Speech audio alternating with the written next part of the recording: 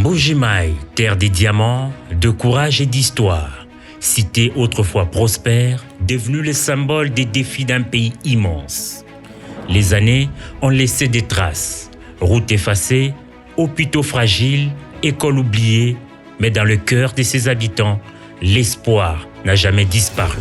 Et c'est cet espoir, c'est celui d'un Congo en marche, un Congo qui se reconstruit, pierre après pierre, de Kolwezi à Bunia, de Kinshasa à Lubumbashi et aujourd'hui à Mbuji-Mayi, une autre étape du grand itinéraire présidentiel voulu par le chef de l'État, Félix-Antoine Tshisekedi Tshilombo.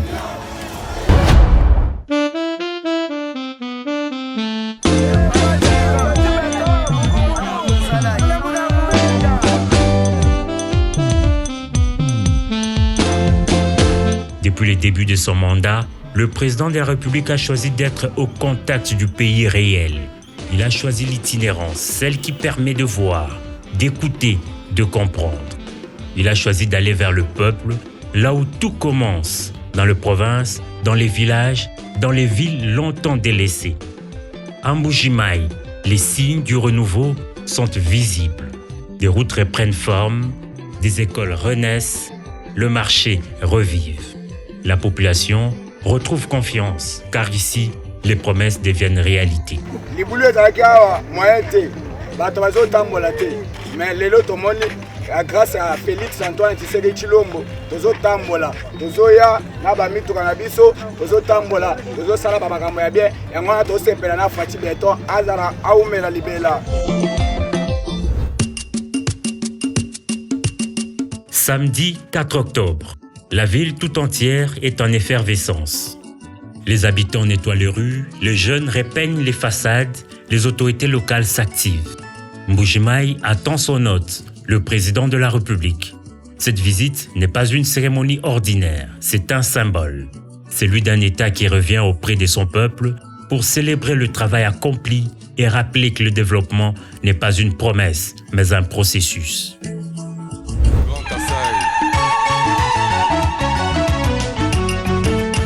Dimanche 5 octobre, Mbuji-Mayi s'éveille tôt.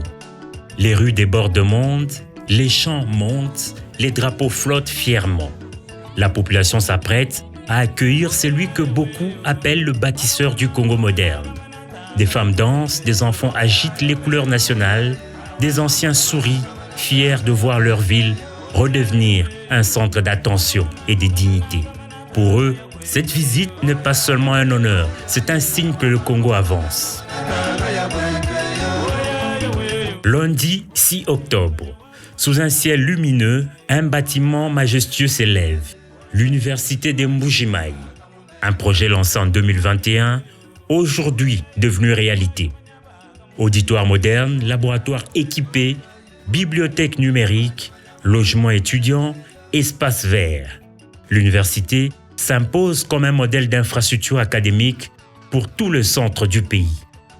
Les étudiants, fiers et émus, voient dans cette inauguration bien plus qu'un geste politique. C'est une promesse ténue, un symbole de confiance, une porte ouverte vers l'avenir. Nous n'avons plus besoin de partir ailleurs pour rêver, notre avenir commence ici. Cette phrase d'un jeune étudiant résume tout. Les étudiants de l'UM n'ont désormais aucun complexe face aux infrastructures de l'INIKIN ou de l'IPEN pour ne citer que celle-là.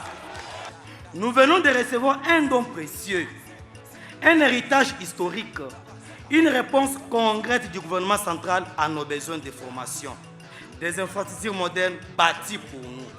Ce geste du président de la République, chef de l'État Fachi Beton, n'est pas simplement une œuvre de béton, c'est un acte de confiance envers la jeunesse intellectuelle du Kasaï oriental.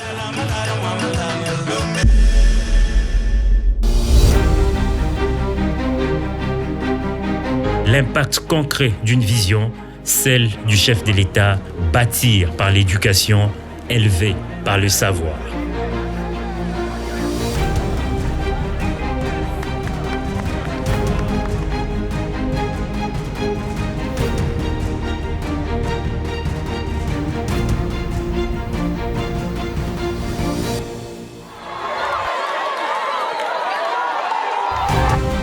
De province en province, d'étape en étape, l'itinérance présidentielle poursuit son cours.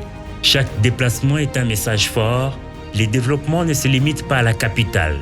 Le progrès doit atteindre chaque coin du territoire. Et à chaque étape, une pierre s'ajoute à l'édifice national. Des infrastructures naissent, des écoles ouvrent, des vies changent. Le président Félix Tshisekedi le sait.